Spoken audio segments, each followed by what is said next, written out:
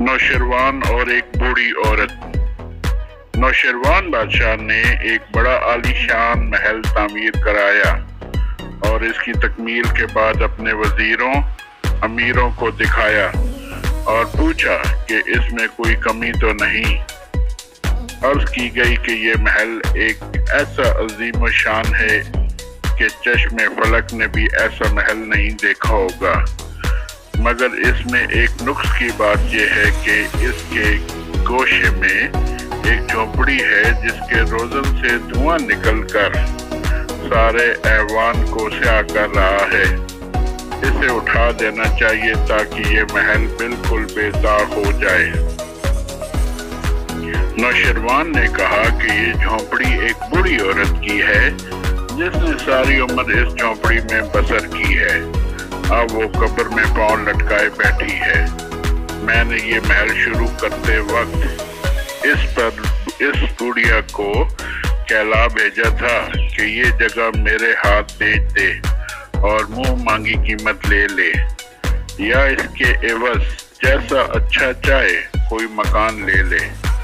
उसने जवाब दिया कि बादशाह, ये जगह मेरी मलकियत है, इसी में मैं पैदा हुई और इसमें मानूस हो गई हूँ। मैं तो ये देखकर कि तेरे पास इतना बड़ा मुल्क है बुरा नहीं मनाती और तू इस गरीब की कुटिया देखकर गवारा नहीं करता।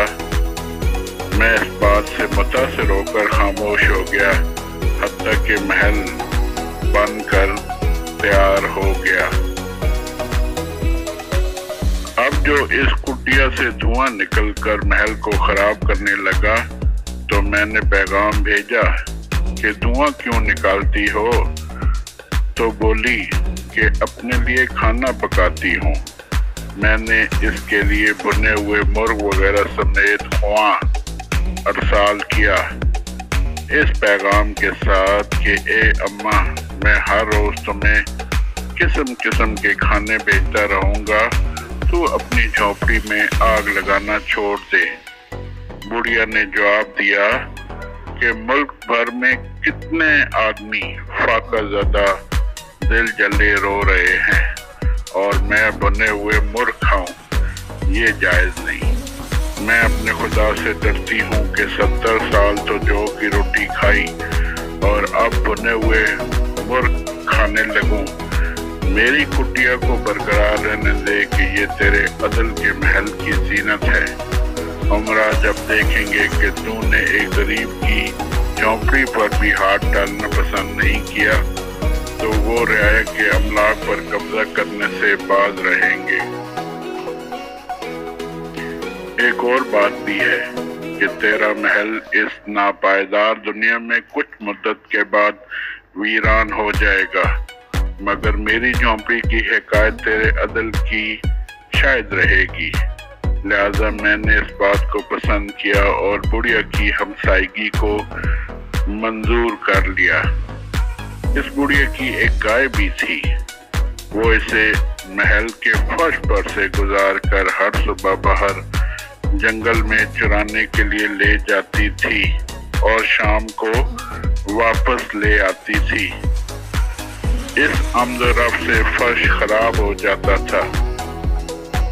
एक दिन एक नदीम ने उसे कहा कि ए बुढ़िया, तू इस हरकत से बाज आ कि शाही महल की खूबसूरती में धब्बा लगता है। उसने जवाब दिया कि बादशाही नामूस पर जुल्म से धब्बा लगता है या अदल से। मैं जो कुछ कर रही हूँ बादशाह की नेकनामी के लिए कर रही हूँ। इस कहानी से हमें सबक मिलते हैं कि नंबर 1, एक गरीब को भी दुनिया में रहने का वैसा ही हक है जैसा कि किसी अमीर को। दूसरा, आदिल बादशाह अपनी गरीब रियाया का हर तरह से ख्याल रखते हैं। तीसरा, अदल व इंसाफ से ही रहती दुनिया तक नाम रोशन रहता है।